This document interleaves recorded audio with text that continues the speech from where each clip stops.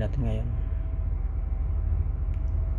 yung provision ko rin. Hindi na kasi gumagana yung limit nya.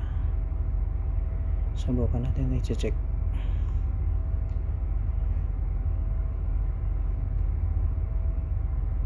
Tingnan muna natin sa diagram nya. Liliit ng diagram na to, hindi alas natin mapasa.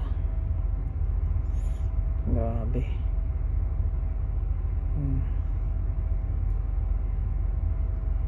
Liit ng mga diagram na to.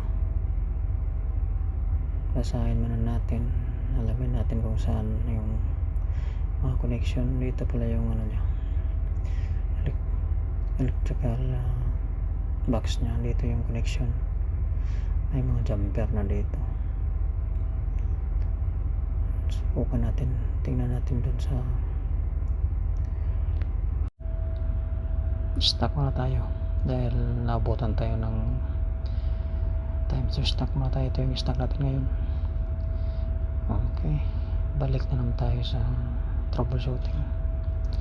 Check natin dito, may sulat pa yun.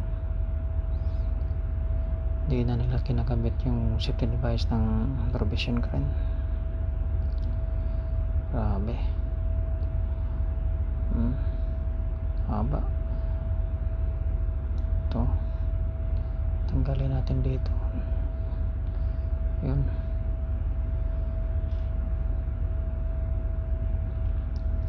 Hindi na naka-jumper na to.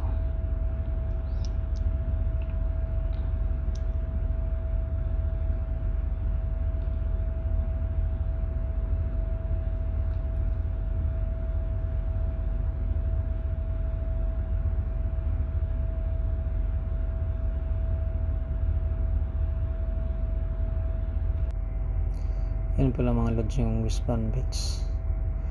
Mayayaman lang pwede tumira dyan. Tayo, hindi pa tayo pwede dyan. Yan naman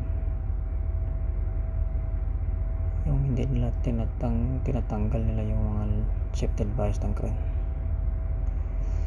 Ito na pala yung limit switch sa bira nya. Sira na talaga, kaya hindi na gumagana. Ngayon balik na natin. May bago tayong ginawa.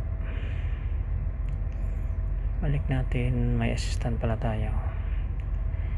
Hawakan natin yung ladder kay para di tayo malaglag. Bilisan lang natin ito.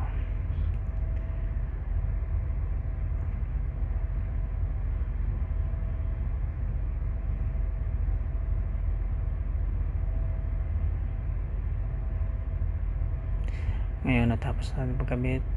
Subukan natin. Sana gumana na siya. Baba natin. Then subukan natin taas. Kung yung limit niya ay mag-activate ba. Yun, nag-stop na. Ibig sabihin na okay na siya. Ayos na.